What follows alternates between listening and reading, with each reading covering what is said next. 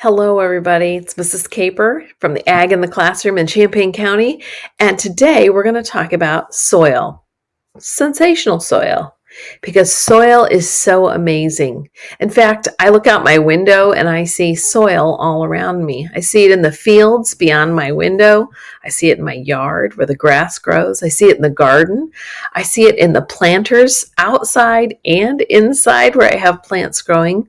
Soil is everywhere. And you know what? We don't sometimes even give it a thought as to how it's made and how long it's going to be here and why we even need it. Well, Franklin D. Roosevelt, our 32nd president, said, "A nation that destroys its soil destroys itself." Well, that was in 1937. That was a long time ago, but it's still true today. We have to take care of our soil. No soil, no food. Let's talk about how that works. Plants are rooted in it. Plants get nutrients from it. And then people and plants get their nutrients from the plants that grow in it. What's it? Soil. Plants are rooted in the soil. They get their nutrients from the soil. So people and animals who eat those plants can get our nutrients too. We're going to talk a little bit more about that a little later. Now, it takes hundreds of years for soil to form, especially that nice, rich topsoil that we need.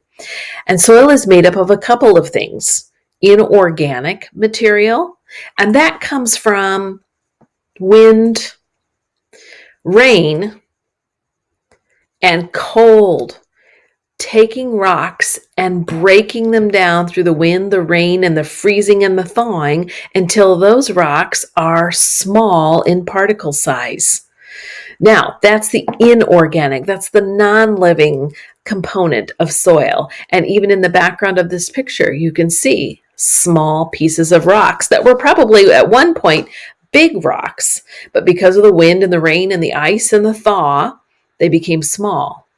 And then there's organic material, really important. Organic material comes from living and dead organisms in the soil, like dead bugs, earthworms, might even be dead leaves and branches, and even animal waste that's in our soil. All of those things are organic materials that actually feed the soil. Now, topsoil usually has the highest concentration of organic material and microorganisms, which makes it perfect for crops.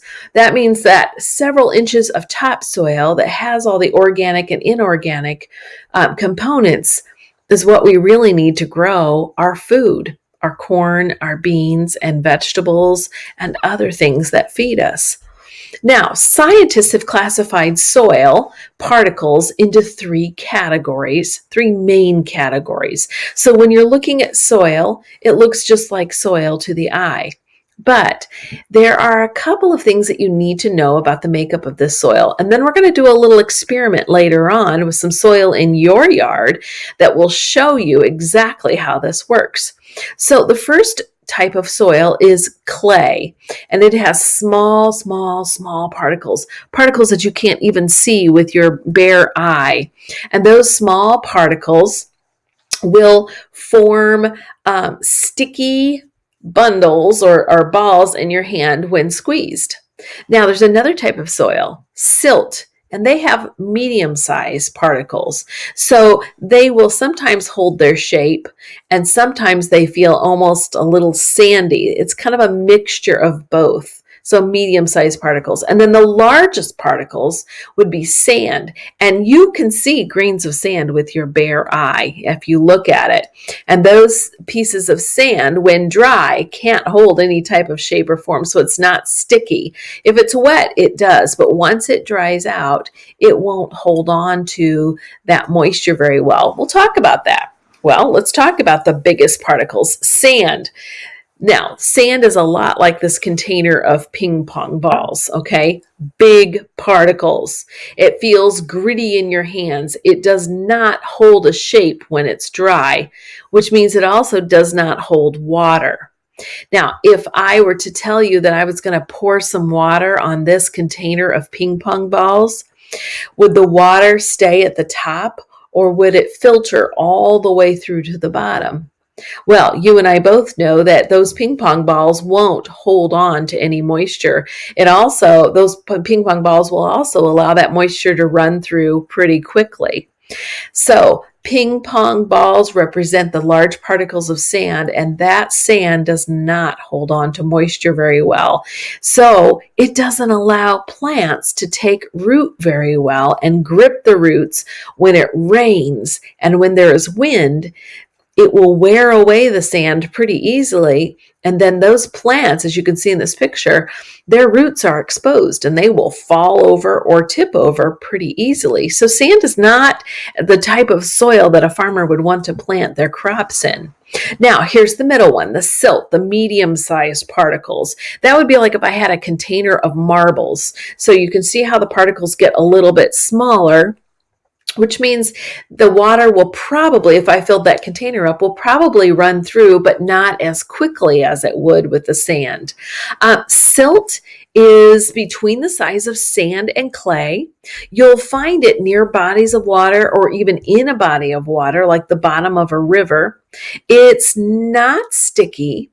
It's kind of floury when it's dry and very slippery when it's wet. And it will hold a little better onto the plants and their roots as they grow. Clay. Now, clay has the finest particles, the smallest particles that soil can have. And those particles are particles that you cannot even see. And that is what you're looking at when you look at clay.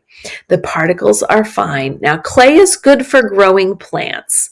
It holds the roots of the plants. It will hold onto water. And you can see in this picture right here with this glass container, I have very small pebbles, almost like aquarium pebbles. And those pebbles, if I were to pour water over those, it would take a while for that water to drain all the way through those small pebble particles to get to the bottom. And that's how clay performs. It feels slippery when it's wet. It will hold its shape when it's squeezed. But too much clay in a soil means that when that soil dries out, it begins to crack. And you can see from those plants that those cracks are very deep and they don't allow for water to get to the roots unless they have the deep cracks. This plant right here is kind of isolated and won't be able to get a good drink of water because it's so encased in that clay. So a lot of clay is not good for soil. You know what's good for soil? Loam. A mix of all three. It's a mix of a little bit of sand, a little bit of silt, and a little bit of clay. And loam will also have not just inorganic things that break down because of the wind and the rain and the ice and the snow, but organic things that feed the soil, like small rocks and bugs and leaves and sticks and scat, meaning animal poo, and branches. All of those types of things, those organic things, break down and feed the soil. And if you were to feel loam, it feels soft and crumbly, and it will allow plants to get a good drink, but not too much or too little. And when it dries out, it doesn't get too soft and erode away, but it doesn't get so hard that it crumbles around the plant. Now, farmers have to know what kind of soil they have and how to fix the soil if it's not going to be good for them to grow their crops. So farmers study soil. People go to school just to be soil scientists because they know that the ability to grow crops has everything to do with soil. So this is a group of farmers here studying soil, and you can see how they've cut the soil out so that they can see how those plants root deep down and where the loam is and how deep it is. They're always studying and always very interested. Leonardo da Vinci once said, "We know more about the movement of celestial bodies than we do about the soil underfoot." That means we know more about the stars in the sky than what's beneath us in the soil. Now, soil is made up of 25% water, 5% of that organic material that we were talking about, the dead bugs and sticks and animal waste, 25% air, but it's mostly made up of minerals. Now, we're going to talk a little bit more about minerals in just a minute, but did you know that Earth is home to 7.7 billion people and we all need to eat? Every living thing needs to eat, people and animals included, adults, children, babies. We all have to eat. And we all get food that starts out in some way from the soil. Now, remember I said there are nutrients in the soil, minerals and good things that are in the soil, that feeds the plants, that feed us. Well, nitrogen is one of those sources that come from the soil, and nitrogen is released as organisms decompose like animal waste and dead plants. That's the organic piece of the soil. Look at these cows. They say, just think, our pies feed the soil feeds the grass feeds us. And that's very true. Other nutrients like potassium, calcium, and magnesium come out of inorganic sources like rocks. So all of these things in the organic and inorganic way feed our soil. Now I want to talk about 3 main nutrients that are in soil. And I'm going to tell you how those nutrients help plants, but those same nutrients help us. Nitrogen is the first one, and it's represented by an N on the periodic table of elements, if you know anything about that. And nitrogen has to be in soil in order to promote leaf growth, stem growth, root growth, and a green color. Nitrogen in the soil from organic matter has to be there. For humans, nitrogen comes from the food that we eat, and the food that we eat comes from the soil. So nitrogen for people makes proteins in your muscles, skin, blood, hair, nails, and your DNA. Nitrogen also helps you digest your food. So the soil has nitrogen. The plants get the nitrogen from the soil. We get the nitrogen from the plants that we eat. Here's another one. So that was N. This is P. For plants, phosphorus allows for resistance to pests and diseases. That means it can fight off things that want to kill it or make it unhealthy. It promotes healthy root growth. It promotes early shoot growth. It enhances the quality of the fruits or vegetables or grains that come from that plant. And it is vital. That means really important to seed formation. So without phosphorus in our soil, we wouldn't have healthy plants. For people, phosphorus helps us filter waste, repair our tissues and cells when they are unhealthy or they've been damaged in some way, builds healthy muscles and blood circulation, and really importantly, phosphorus helps us build strong bones and teeth. And it can be found in our soil, and our plants can be found in that soil, and we eat the plants. So we get the nutrient phosphorus from the plants that we eat. And here's the last one, K. Now, this one might be a little funny, but K stands for potassium. And potassium for the plants helps them grow faster, uses water better and is better for drought resistance. That means when we have a summer where there isn't a lot of rain, good potassium in the soil will help those plants survive even though they don't have the right amount of water. Potassium helps the plants fight off disease, resist pests, helps them grow stronger, helps them produce even more crops. And does potassium do anything for us when we eat those plants? Absolutely. Potassium will help us regulate our fluid balance, our muscle contractions, and our nerve signals. So it has a lot to do with our nervous system. It may also help reduce blood pressure and water retention. It'll protect against stroke and prevent osteoporosis and kidney stones. Potassium is good for us and good for our plants. Now, how can I remember all this? There was an N and there was a P and there was a K. How do I remember this? Well, nitrogen greens up plants. So think up for nitrogen. It makes them green and strong. So nitrogen, up. Phosphorus reaches down to the roots and produces good blooms. So phosphorus, down. So nitrogen, up. Phosphorus, down to the roots. And potassium, it promotes all around well-being in a plant. So think of all around for potassium. Up for nitrogen, down for phosphorus, and all around for potassium. If the soil is unhealthy, it will not be able to grow good plants for us, which means we won't have good food. So the farmer sometimes will have to add things to the soil. It's kind of like taking a vitamin. Do you take a vitamin in the morning?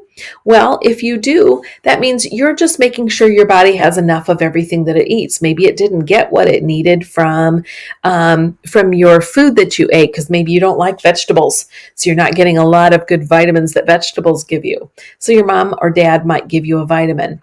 Well, farmers will give the soil vitamins if they're missing something that they really need. You see, soil is the ultimate source of nutrients our bodies need. Nutrients come from plants growing in the soil or from the animals eating those plants. And as plant roots absorb the water, they also take in all of the nutrients from that water and from that soil, giving us good things to eat and the nutrients that our body needs. Now, I've got a little game for you. It's called soil to spoon. That means I'm going to show you some pictures of soil and the plant that starts out in the soil and how it becomes a food that you and I enjoy every day. But if I were to tell you, oh, it grows in the soil, you'd say, no way, Mrs. Caper. So let's play soil to spoon. So I have soil. And then I plant some seeds. Anybody know what kind of seeds those are? They grow wheat. So the wheat grows in the soil. It's ground up into flour. The flour becomes a paste when there are other ingredients added, and then it becomes a dough. And then there's more wheat planted in the soil that's fed to pigs. Pigs like to eat things that grow in our soil, especially good grains like soybeans and wheat. And the pigs give us pepperoni. Then there's another kind of seed that's planted in the soil to grow a grass, to be harvested and baled and dried, to be fed to cows who give us milk that is made into cheese. Here's another type of seed planted in the soil, grows tomatoes that are harvested, that are cooked down to a sauce. Are you figuring out what I'm making here? and put on a pizza. Well, boys and girls, I hope that every time you have a pizza, you remember that that pizza wouldn't be there if it weren't for farmers who take care of the soil that grows the plants that produce food to go on your table. Now, I've got a great experiment coming up about sensational soil and making a soil slurry so that you can find out what kind of soil you have in your yard or in a pot in your home or wherever you gather some soil. So you'll need about a cup of soil from your yard, flower pot, garden, from your road, even if you'd like, get permission from your parents, bring that inside, and then we'll start with our experiment. See you soon.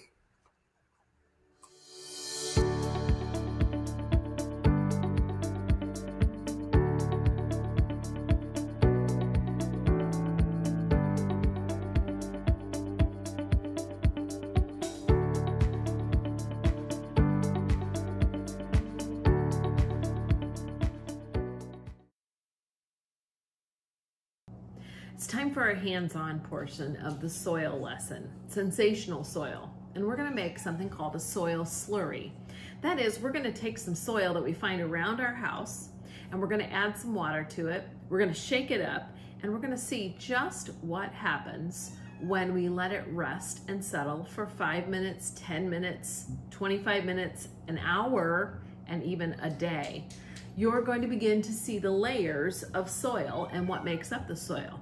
Now, before I do that, remember we talked a little bit about different types of soil. So I went outside and I found lots of different places in my yard where I can gather up soil, and hopefully you've done the same. If not, pause, go outside and get about a cup of soil or a nice scoop of soil, put it in a container and bring it back in.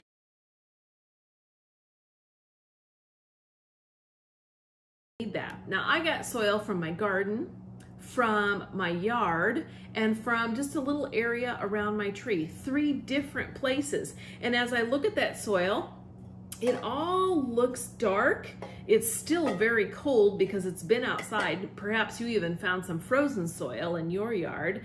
But I think I'm gonna make some really cool things out of this, and I'm gonna show you that right now.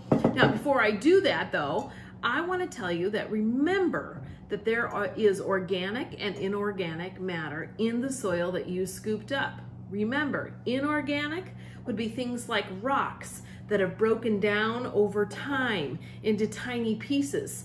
That's not an instant process. Remember, that's over thousands of years of thawing and freezing and wind and rain.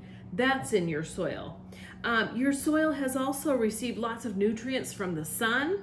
Remember, it's made up of a lot of water as well. And your soil also has some things that are organic, like dead bugs. Yep. How about dead worms? And lots of sticks and leaves that have broken down over time to make the soil that you just scooped up out of your yard. Now, we're going to use that in just a minute. I also want to review with you real quick different types of soil. Now, the different types of soil that we have been talking about are the parts that have the part of the soil that has very large pieces and particles, and that we said is the sandy soil. And then we said the medium particles would be the silt. And we said sandy soil is not good for growing plants because the water drains too quickly through the roots and past the roots and doesn't allow the plants to take a good drink. And that sand will wash away very quickly in a rainstorm, and there's nothing to hold those roots in place. We said the silt has medium-sized particles, which allows it to hold on water for a little more time so that the plant can drink. It holds it in its place, but it still has a little bit of a stickiness to it that sometimes can get in the way of the plant growing and getting enough water that it needs and not too much water. And then we said the smallest particle is the clay particle that's sticky and moldable. and it will hold a plant in place, but when it begins to dry out, it will crack and those roots will break off, and then, or it will encase the roots so that it cannot get good water. So we said all of these things make up soil, and not one of these things by itself is a good soil. You know what the best kind of soil is? A soil that has all three of these things: a little bit of sand, a little bit of silt, and a little bit of clay. And that's what I have here.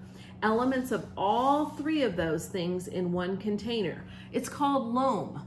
And we have loam in Illinois. In fact, our state soil is drummer soil, and it's a very loamy soil. That means it has all of those things that make it up. So it holds onto moisture well, but not too well.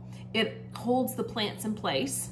It drains really well, and it's a very healthy soil for growing plants. That's why we do so well in Illinois. It's a nice combination.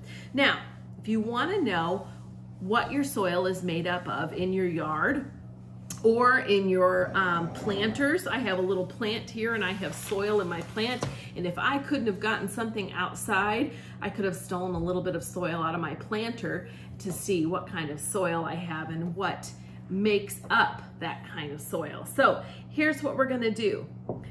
You need 2 jars. You could do this with 1 jar as well, but I have 2 here. One that I've already started this experiment on because I wanted to use soil from a different part of my yard. And then I have this one that I'm adding this new soil that I got from new places in my yard. And you'll notice I have pretty big jars, but I'm putting about a cup of soil in my jar. I want to leave room for some water, and then I want to leave room for some air because I'm going to shake this up and watch it settle out. So when whatever size jar you have, put a little bit of soil, we're going to add a little bit of water and leave a little room for air. Okay? Now, before I show you how this all works, I also want to review with you that our soil has lots of nutrients in it. Remember, it has nitrogen, it has phosphorus, it has potassium, and it even has a little bit of bacteria in it that helps eat all of those organic things down and turn it into a nice, rich soil. So our soil kind of looks like this, full of inorganic and organic things. So the first thing you're going to notice when you do this soil slurry is that you're going to notice some things floating on the top. That is your organic matter. Those are your sticks, your bugs, your earthworm parts, all those things that are going to be floating up to the top. So let me show you how this works.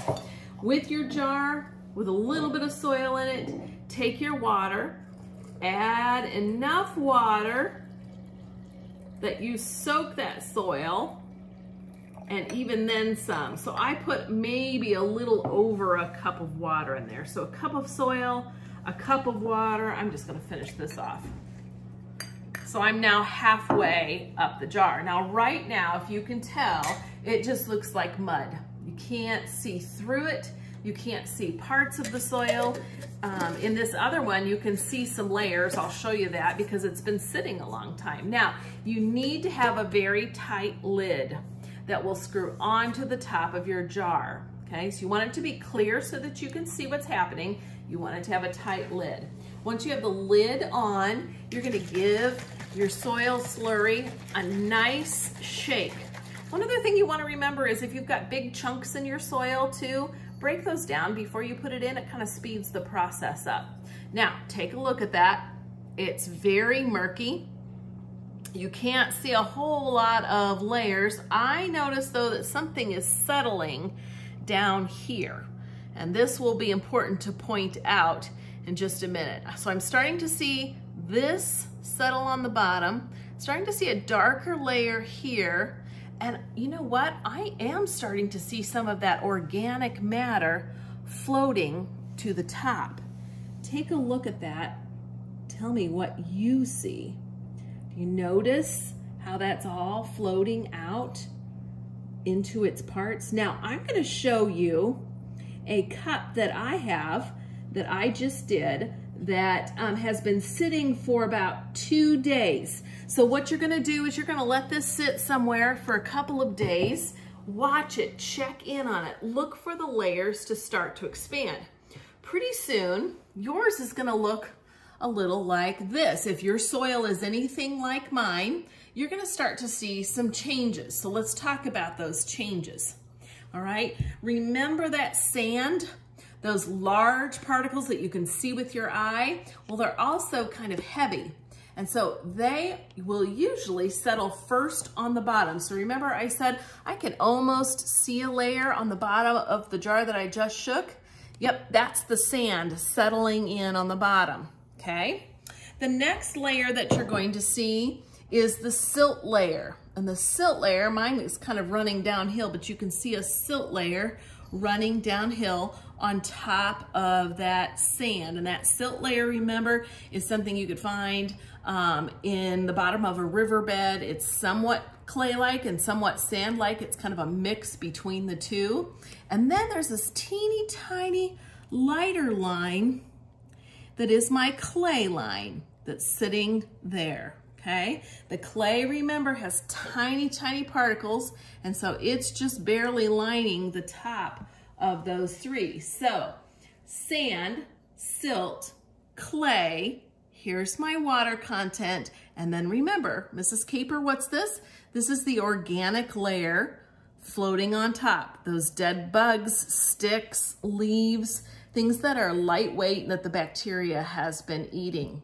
Now, if I shook this up, again, I could wait a few more days and see if it falls out about the same, but I'm pretty sure it's going to be pretty similar. So if you were a soil scientist or a farmer and you looked at my soil, if I was trying to grow something and I was trying to figure out what I needed to do to help my soil, would you say that I have a sandy soil, a silty soil, a clay soil, or do you think I have a good mix of all three?